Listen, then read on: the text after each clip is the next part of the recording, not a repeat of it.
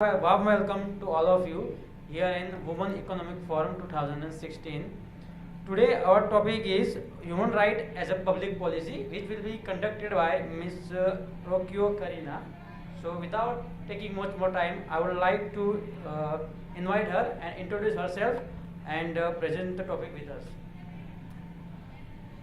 Thank you. Hi, how are you? All audience. Hi, my name is Rocio Cano. I'm working in the National Commission of Human Rights from Mexico. I have been working there about 13 years ago. My experiences, all my work experiences in human rights and other things, but I'm a lawyer, yeah. What do I do in the National Commission of Human Rights? It is investigate the complaints for the citizens against the authorities. Okay, I interested in public policy because I think the human rights it can be the focus of the public policy. It is an honor to be here in this forum. Oh, let me make a little break. My English is not so good because because of that I have this one. But Machni is gonna help me because if I want a problem with the language, thank you for being here. Let me know. It is an honor to be in this forum where so many women and men interested in overcoming welfare and recognition of the world of women converge. It has been a wonderful experience sharing with so many people, so trained, but especially so human. And if you could add the backdrop of the beautiful country, the full of teachings, oh, I'm so excited to be here. First of all, let me tell you where is the place that I'm living. The next. Okay, this is Mexico, the yellow. This is the place. I live in the border with the United States. I was born here at the end of the peninsula, yeah? And I go to study my college in Tijuana, in the border with the United States. This is an interesting fact about we can cross to the United States every day, every time, and this is the border mall, and it is interesting, and I can't to mention because we have the people who live in Tijuana have a different way to see the things because have the two ways to see the side of United States and the side of Mexico. I'm so proud to be Mexican, but it's interesting to have that thing. Okay. This time, let me speak briefly of human rights and public policies. An approximation, of course, of the point of view of the rights of women, considering the experience, the Mexican spirits. And then let's start. We begin with a brief explanation that what the human rights are. This is the first step. As they conceive, later also define public policies, and then a short announce of their construction process. That is important thing. All this to get established that as citizens, like as citizens, influence the measure of our government take off, of course.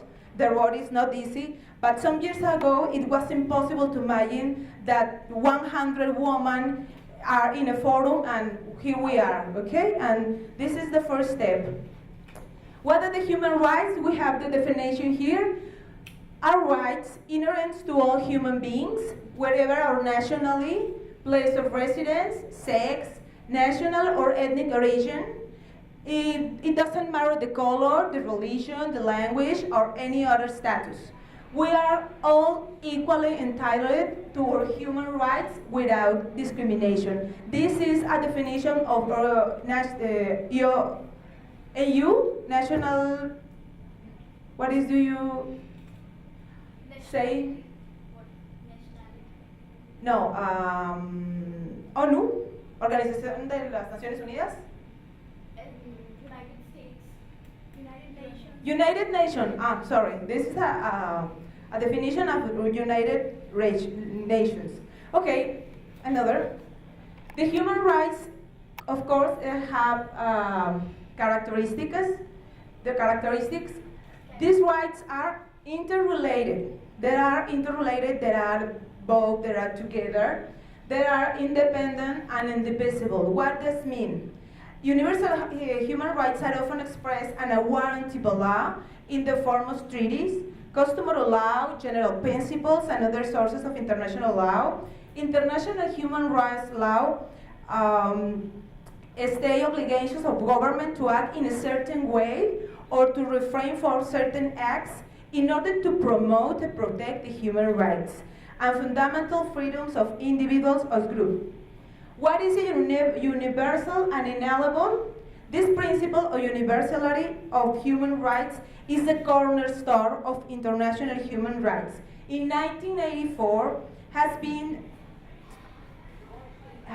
treated in numerous international human rights conventions, declarations and resolutions. In 1993, Vienna World Conference on Human Rights, for example, note that is duty of the states to promote and protect all human rights and fundamental freedoms regardless of the political, economic, and cultural systems. Are inalienable because they shouldn't be taken away. No way they should be taken away except in specific situations according to the process. For example, the right to liberty may be restricted if a person is found guilty of a crime, obviously by a court of law. Yeah? What it means is independent, equal, and not discriminatory. Human rights are indivisible, whether they are civil and political rights, such as the right to life, equality before the law, and freedom of expression. The state has the obligation to protect the rights to work, social security, and education.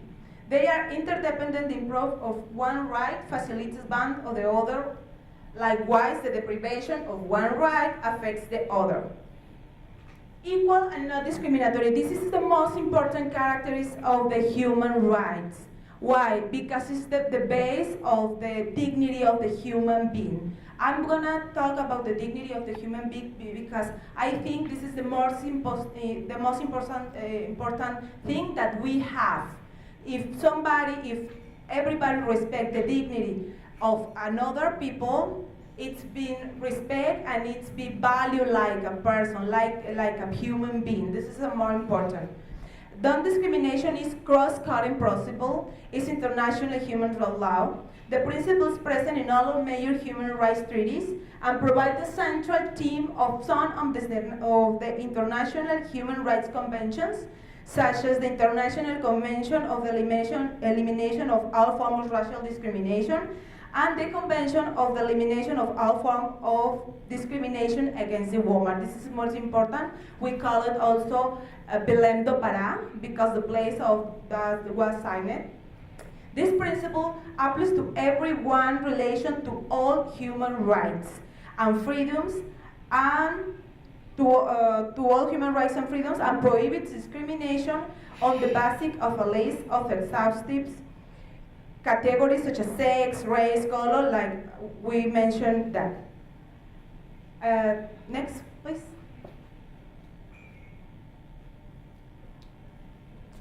I want to make a list of the human rights of the treaties that conceive the human rights of the woman.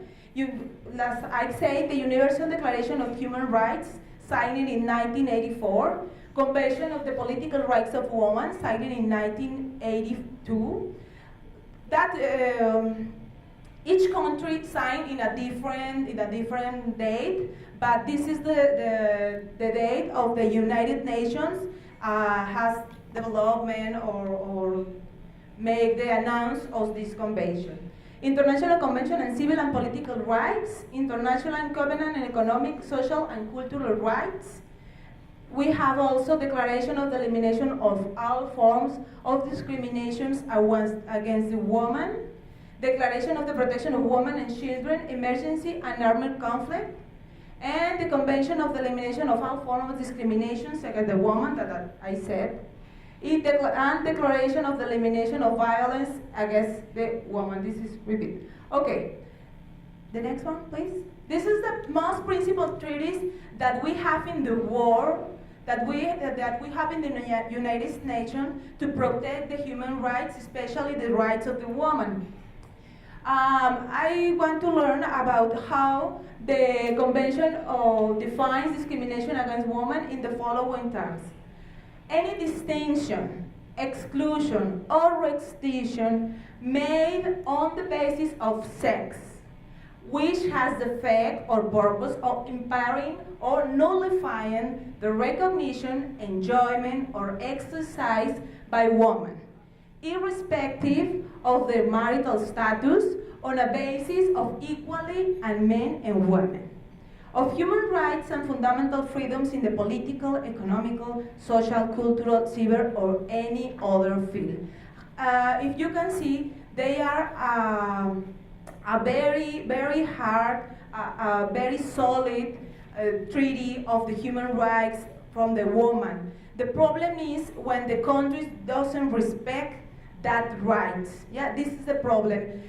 Sometimes in the countries they have a beautiful law about human rights, but in the practice doesn't respect. That's the problem, and that's we like as citizens can execute,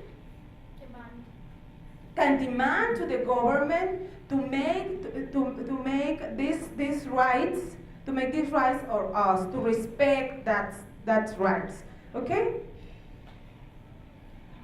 Okay. Now I'm gonna tell you about the public policy. It's a brief review explanation. The public policy, the meaning is course of action or inaction taken by government entities for a particular issue. This is when the public policy is made, but we can see the process and we can establish when the citizens can participate in this process, okay? Refers to a fixed plan and pattern or behavior by a government toward an issue confronting it, a system of course of action, regulatory measure, laws, and funding priorities concerning a given topic promulgated by a government entity or its representatives. This is the meaning of public policy. Because of that, I say you a few minutes ago that the dignity of the human being is the most important value of the most important topic in the construction of public policies. Yeah? Next one, please. Okay, what is the characteristics of public policy? It is a purposive and goal-oriented. They have a goal made up by public authorities and is a product of demand. This is most important thing because in this point, if that we can to incite to influence the political publics, okay, the public policy. No? Okay, this is a process of the construction of the public policy. We can see this, first of all, the problem identification. This is the first step, and in this step, we as a society can influence,